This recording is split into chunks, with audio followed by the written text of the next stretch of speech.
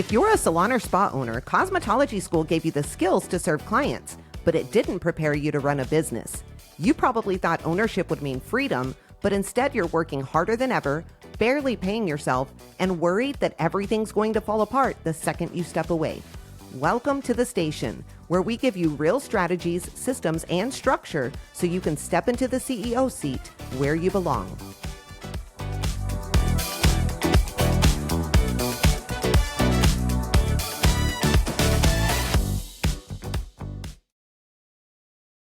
Welcome back to the station. This is a podcast for salon and spa owners who are ready to lead like CEOs, make smart decisions, and build a beauty business that they're proud of. I'm Bree, and I've got my amazing co-host Chandra here with me today. We are the founders of the Beauty Biz Agency. Hey, Chandra, how are you? Hello, doing good.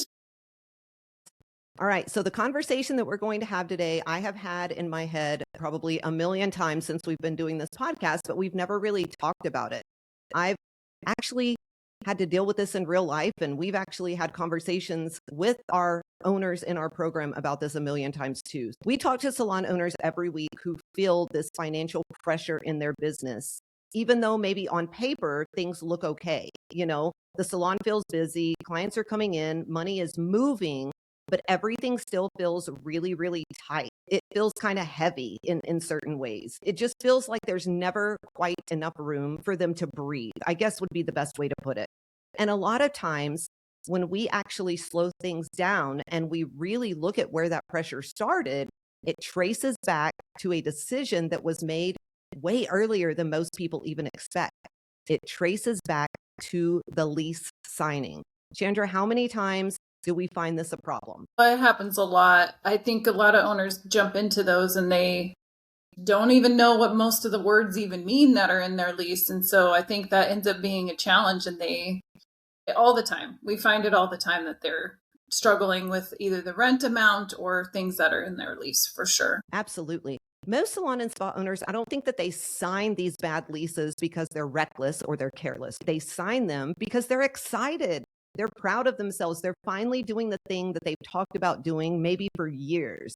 They are picturing the floors. They're picturing the mirrors. They're picturing the vibe. They're picturing their name on the door. They're thinking, this is it. I'm really finally going to do this thing. What they usually aren't thinking about yet is how that one signature is going to touch almost every single part of their business. Pricing, payroll, hiring, stress, boundaries, how much they personally are able to take home. Nobody really walks owners through that side of it. And because of that, a lot of people end up in a really, really tough spot. Once you sign that lease, your business has to work, whether you feel ready or whether you don't. Most owners just look at lease as rent, right? It's just a bill. It's something that they will figure out later. And that makes sense. I get it, because when you're opening that salon, you know, your brain is building something beautiful. You're not thinking long-term math. The problem is your lease, it's not a flexible bill. It doesn't move. It doesn't adjust. It doesn't care what kind of month you had. It doesn't care if you had a super slow week or if you lost 5 employees. It's going to show up every single month for the same amount on the same date. That's just how it works. And the moment that you sign it, the business shifts out of that figuring it out mode, right? From that point forward, there is a minimum level of performance that the business has to hit just to stay standing, not to grow, not to scale, simply just to stay afloat. When you don't know what that number is, everything starts to feel kind of heavy and scary, all kinds of ways. Pricing feels scary. Payroll feels stressful. You start questioning decisions that shouldn't feel emotional. A lot of owners assume that means that they are bad at business because they feel that way, when really this isn't what it is, guys. You just don't have a clear picture of what your business actually needs to bring in order to make everything work. Chandra, how many times do we see this? No, we see this all the time, hundreds of times. And I think that's kind of like the thing, like what I was saying too. It's like they don't realize what's in there, you know, and those things, like you said, those expenses don't change. So the rent expense doesn't change. And so if you don't really factor that into all of the other areas of your business, all of the other expenses that you have, you can get yourself into a big mess really fast. not even realizing it. And you just think when you sign those leases, oh yeah, I'll be able to afford this. I'll be able to pay this. I have this much money coming in, or I'm going to project this much revenue. But if you don't factor all those other things in, it's not necessarily going to work out right. Absolutely. I think another thing that we see all the times is that owners, they choose their space because it looks good or because it feels good without slowing down to think about what that space actually requires, not only revenue wise to bring in, but what it requires just in general. This is something that happens all the time. You have to remember bigger spaces mean higher rent. It's just the way it is most of the time. Higher rent means the business has to produce more money, but you're also going to have more problems in the building. This is something that a lot of people don't talk about or don't tell you about. When you are renting or leasing a commercial space, you're in charge of everything, or that's the way most of those leases go. If something happens to the air conditioner, who fixes it? You, right? If flooding happens and pipes burst, who fixes it? You. Chandra, you know this all too well because you've been in this position. So tell people a little bit about how that actually works in real life. Yeah, I mean, you think it's when you sign a lease, sometimes you think, oh, well, the landlord's responsible for the roof, the landlord's responsible for the AC units, the landlord's responsible for these things. But when it comes to commercial leases, 9 times out of 10, they're not. And so you don't realize like you're the one who is responsible. So that AC unit goes out, you have to replace it, even though it's not your building and it's not your stuff. If that roof leaks or something happens to the roof, you're responsible for getting it repaired, maybe even responsible for having the whole roof replaced. And so you really have to pay attention to that stuff because it not I couldn't believe it myself. I always used to say like, well, I guess if you were ever going to be in real estate, you better buy a commercial building because then you're not responsible for anything. Many of them you even have to pay part of the sales or not sales tax, the property tax. And so you really have to think about those things and scrutinize that lease and find out exactly what it is you're responsible for if something goes wrong. Because yeah, it's crazy to me, but it's true. You're not or they're not responsible for most of the things in the building or on the building. Absolutely. I know I had in my last building, we had the air conditioner, tons of issues with it. It kept going out, it kept messing up, it kept doing all of these things. I mean, to fix it, $75,000 to replace that unit. They had to get a crane, it went on top of the building, and I didn't have that money. There was no way. We're in Texas. It's 120 degrees in the summer. I couldn't not have an AC unit, but I also didn't have the money to be able to fix it. So it puts people in a really, really bad position. Guys, I want you to hear us, especially if you're already in a lease and you're feeling the weight of it the way that so many people have. Signing a lease before everything is mapped out it doesn't make you a bad owner, it makes you human, okay? Most of us were never taught the order of operations that we need to do before we sign that lease. We were taught to chase that dream first and figure out the details later. But we can't do that. We shouldn't do that. That's not the way that it should go. The safer order is building the business first, then choosing your space. So if you haven't chosen your space yet, please hear the rest of this episode. You need to figure out your pricing. You need to understand how much payroll could potentially cost you. You need to look at what the business can realistically support. Then you can go and pick a space that is going to fix that. Because once a lease is signed, your options, they get really, really small. It doesn't mean you're stuck necessarily. It does mean you are going to have to be way more intentional with every single thing that you do. And if your lease, if it's forcing you to underprice and overwork or constantly feel behind, that it doesn't mean you failed. I've been in this position and I felt like a failure. So please don't feel that way because it doesn't. It just means that the lease and the way the business is set up, they're not matching yet. And we've got to figure out a way to make that happen. It can be fixed, but only if you're willing to look at it honestly instead of just hoping that it's going to figure itself out because it won't. Chandra, when people, let's just say somebody out there listening is in the position they know they're going to open a business. They know that they want to purchase a commission salon and build a commission salon. They have found the building of their dreams. What advice would you have for them before they ever even go in and look at that building? Yeah, I mean, I think you need to figure out exactly, what revenue potential do you have with whatever you're trying to set up? What are you projecting you're going to bring in? What are you projecting you're going to spend in payroll, in your products, in every, your utilities, every single thing that you have. So that way you can then look at that lease and decide like, yes, I have X amount of dollars I can put towards rent. That's it. So if you know that you only have that much money you can put towards rent, then you may not be able to rent that building. So it's like once you figure those things out first and you have that budget, then you can easily know what you have to spend instead of doing it kind of backwards where you're jumping in the other way and then all of a sudden you find out what you have. And if you're starting a new business, chances are your revenue is not going to be great in the beginning. So you have to factor that in. Even if you're buying an existing business, that doesn't mean that team's actually going to stay, right? And so it's like you have to really think of all those different scenarios and then look at those finances and say, okay, I know I can spend this much realistically, safely, not stressing on whatever that rent looks like. So that's where I would start. And if you don't need help, like, you can reach out to us. You can reach out to Salon Coach. Anybody can help you with those things if you need that help too, and you don't know where to start. Yeah, that's exactly what I was going to say. I mean, get in the Facebook groups that have, if it's a commission salon you're wanting to build, get in those groups, ask questions, see kind of, what people are bringing in revenue wise, what their payroll kind of runs. Now, that's not going to be exactly what yours is going to be, but it will give you some ideas around things. If you are a solo and you're looking at renting a spot, talk to people who have independent businesses of their own right now. See kind of what their expenses are adding up to, things of that nature. It will help you out tremendously. Another thing that I want you guys to hear is a bigger space does not automatically mean a better business, period. Higher rent does not automatically mean that you are more successful.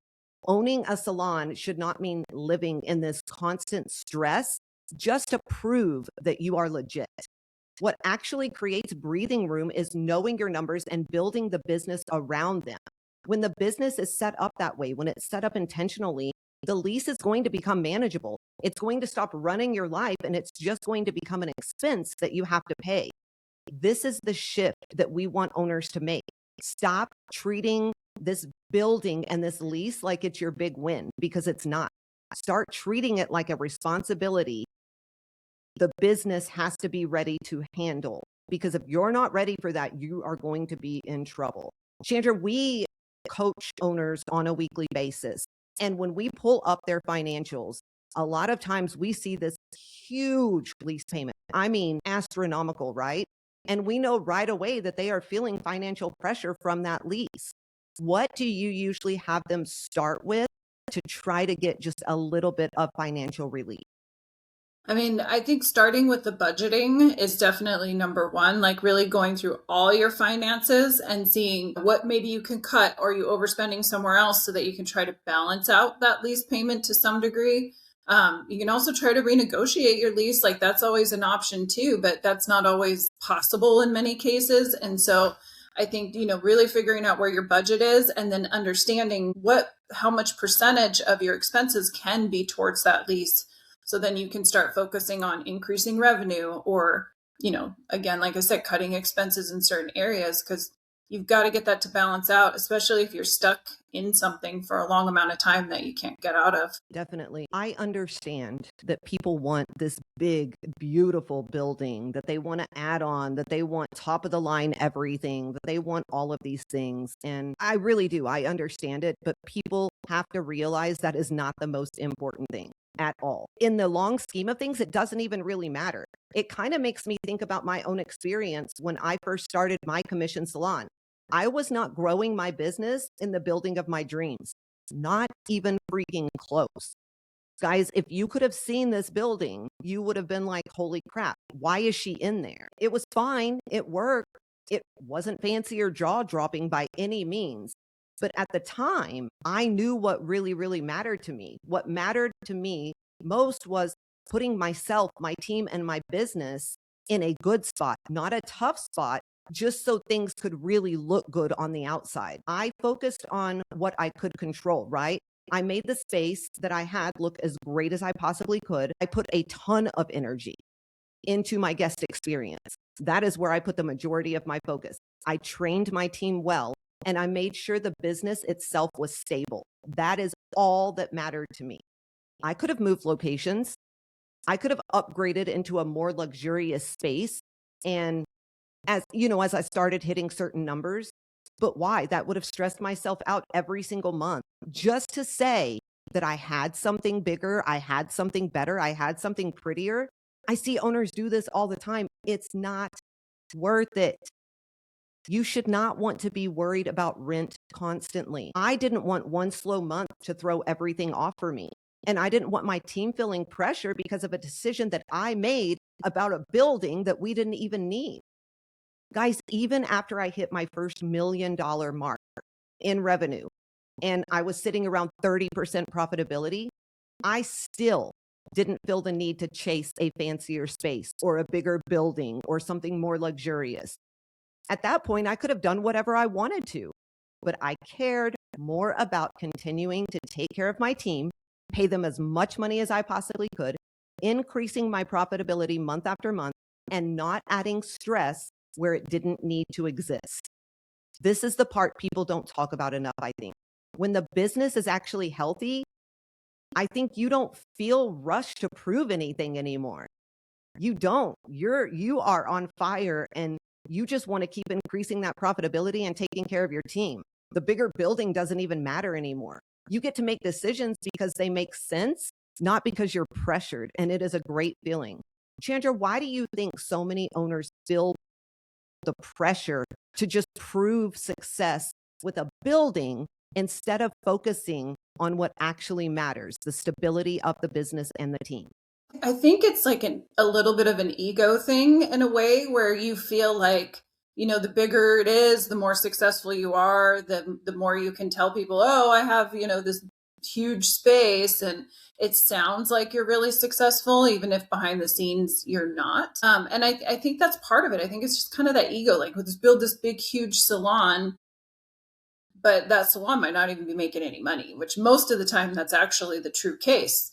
It's like the little ones that really maximize that space that are actually showing profit. And so I think that they just have that, I don't know, it's just like this idea. And I really think it comes down a lot to ego as to, what they want to portray or sort of seem like they have in their business or the amount of success that they have, instead of really focusing on what's real and what really matters. You're 100% right. It comes down to ego, and I don't want to hurt anybody's feelings, but it is what it is, right? We have coached hundreds of salon owners throughout the last few years, and we've seen this play out over and over and over again. Bree has her little 1,400 square foot salon that is bringing in $2.3 million, a year in revenue, hitting about 30 to 36% profitability. Nothing fancy, nothing crazy. Numbers great, paying herself great. Then we see these owners that have these marvelous buildings. They're doing all these things. It's looking pretty, but they're not paying themselves for running their business. They are showing negative profitability month after month after month, and they are working behind the chair trying to produce as much as they can just to keep their doors open.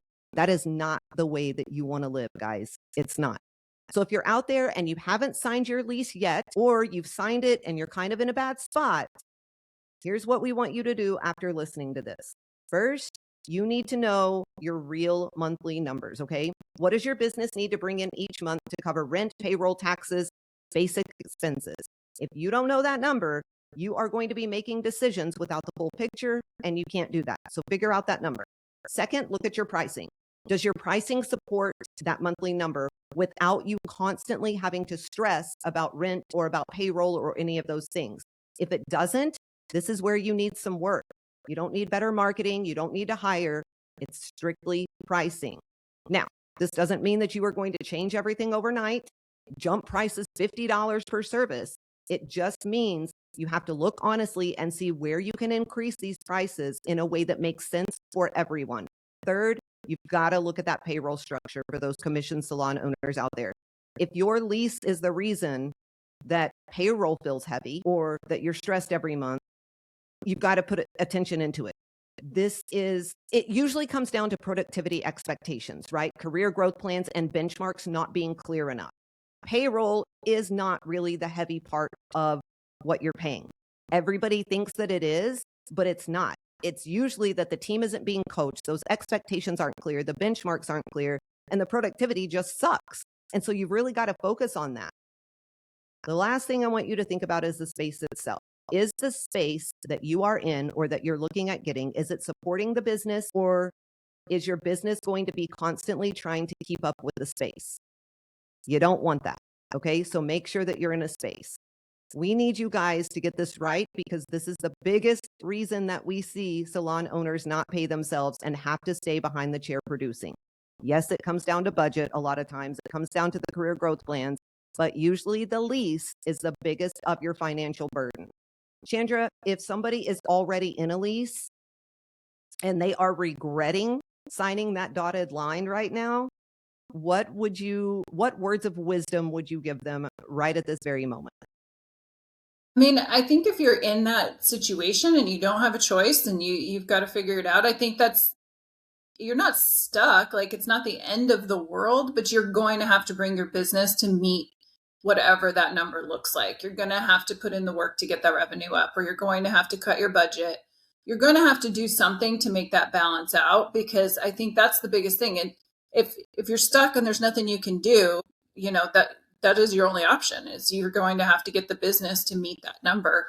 And it can be done for sure. Salons do it. I mean, we've seen salons that have huge leases that are still making a profit, but you have to just get all those numbers to that point first. Absolutely. I think, to me, and I could be a little biased, but I think this is why things that we use at the Beauty Biz Agency, like our BBA profit plan, our savvy trackers, I think that's why things like this are so important, because they show you what's actually happening so you can fix the right things instead of reacting to the wrong ones, because we see owners do that all the time. And guys, that's literally all you have to do is get into your numbers, figure out what needs to change, but do not let yourself get in the trap. I have to repeat this, of providing more services as the owner. You are never going to be able to produce what your team of 10 or 15 can produce. And so your focus needs to be on that team and them generating the most amount of revenue possible. If you will shift that focus to them, your business will generate 10 times the amount of money than it will if you put yourself behind the chair again. Chandra, when owners really break down their rent and their expenses, what do you think they usually feel almost instantly, like when we're going through that with them? And why is it so important for them to make the adjustments that we're talking about within the next 30 days? I mean, I think when we start breaking that down, it feels deflating. It feels frustrating, because you feel like you're in a trap, in a hole. You're never going to climb out. It's just impossible. Like, all those things go through your head when you're starting to take control of your finances in that way. And I think then, though, once they start to see, okay, all I have to do is maybe cut this back by this much, and I can only order this much of, back bar supplies, and I can only have this much in payroll. So I know exactly how many hours I could schedule any hourly people, or who I need to focus on filling up if their productivity is low, so that you can bring in that revenue. It starts to give you control so that you can start driving the ship to actually, start making some money and start seeing some profit. If you don't go through that process, you never hit that point. You never understand. You never know what's going on. It's just, like we talk about all the time, people just make decisions out of scarcity or fear, or because they're trying to just put this fire out right now, instead of having clarity and control over what's going on. So I think when they start going through that process, they start gaining that clarity. They start feeling that frustration and, like, my life sucks, it's over. But then they start to climb out of the hole and realize, oh, it's going to be just fine. All I have to do are a lot of times there's simple things. And that's what's crazy, is it's like they just, didn't even know that some of those things were happening. So Yeah, the constant cycle of chaos that we see with salon and spa owners is absolutely crazy, because 9 times out of 10, it is simple fixes that you just need to do in order to get where you are. All right, before we wrap this up, I want to switch gears and get into a listener question. This one, it's not related to today's episode, but I'm not going to lie, this is probably the best question we've ever gotten, or my favorite one anyway. So, this is the question. How do I know when it's time to stop taking advice from people who aren't actually running the kind of business that I want to run? I'm telling you, I love this question because at some point, I think every owner eventually hits this place. You know, early on, you listen to everyone, anyone and everyone. You listen to other stylists, other owners, people online, a million different coaches, a million different podcasts. That's normal in the beginning. You're trying to learn. But there comes a point where too many opinions, they actually start to slow you down instead of help you. You start second guessing yourself. You start changing directions too often, and you end up really, really confused, even though you've consumed a crap ton of information. I think a really simple way to think about this is to ask yourself one question. Does this person truly, can they prove and show that they have the kind of business, the kind of life, and the kind of stability that I actually want? That's the thing, guys. Anybody can say anything, but can they prove that they are living their life? You know what I mean? If you are working with a salon coach or listening to a salon coach who is at their business 5 days a week, still performing services behind the chair, that's not the life you want to live, probably. So why are you listening to those types of people? Chandra, what advice would you have for this person? Yeah, I mean, I think kind of what you said just sort of sums it up. I think, yeah, you have to stop listening to all the noise and just define what it is you want. And then again, seek out people that are doing what you want. Because that's what happens is they hear somebody will say something negative about a process or a system or something online. And then they're like changing everything because of one thing that they saw. And then they're doing something else and they're doing something else instead of just focusing on what do you want out of your business, and then what are the actual real steps to get you to those specific goals, not what everybody else is doing all over the place. So I think exactly what you said, like focus on who's doing things the way you want, who's actually being successful at those things, and then stop listening to everybody that's not. 100%. I mean, I am a firm believer that if you are listening to advice, that person needs to have done and been through and understand exactly what you're going through. And they need to have been successful in overcoming that in every single way and be in a position where they've proven that they've gotten onto the other side of it. 1,000,000%. And for the love of everything beautiful in this world, quit listening to people on Facebook.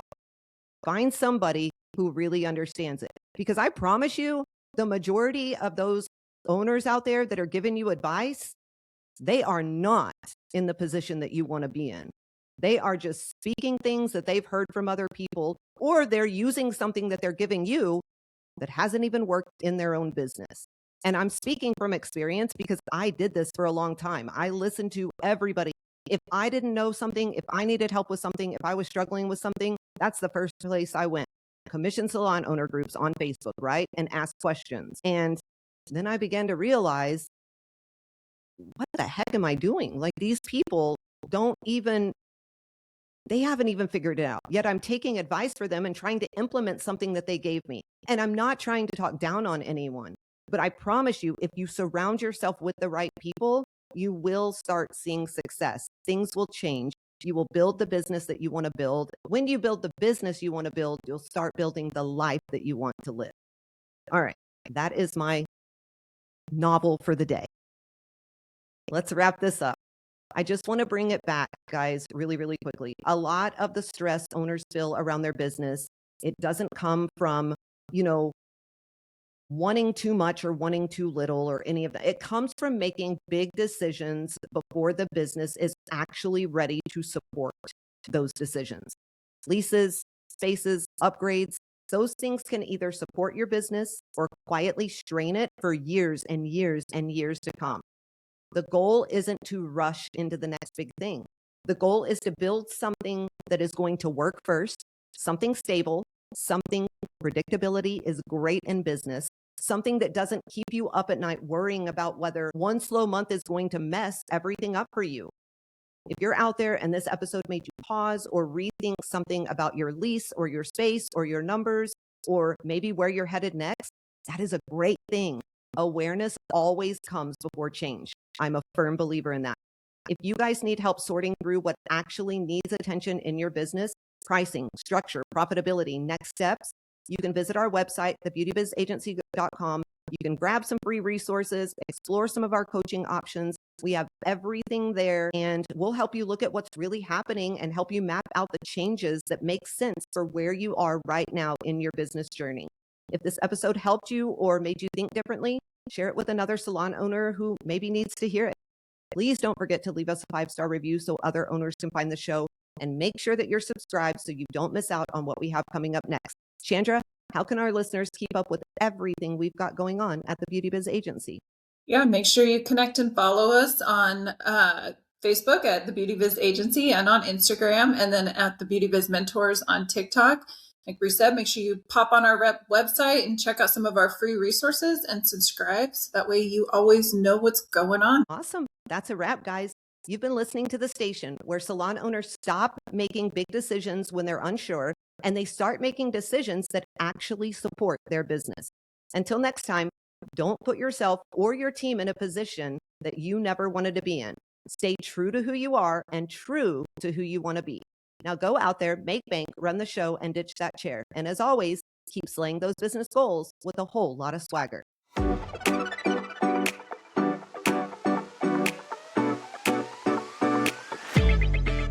If this episode lit a fire under you, don't just walk away and let it die out. Deep down, you already know where you want your business and your life to go. And the truth is, the only thing standing between where you are and where you want to be is a real plan to get you there. That's exactly what we help you build. So if you're ready to stop trying to figure it out on your own, head to thebeautybizagency.com and book your free strategy call. That call can give you the clarity that you've been needing and a real plan to move your business forward. Because at the end of the day, the only thing standing between you and the salon business you've been dreaming about is whether or not you're willing to take the action and the steps in order to build it.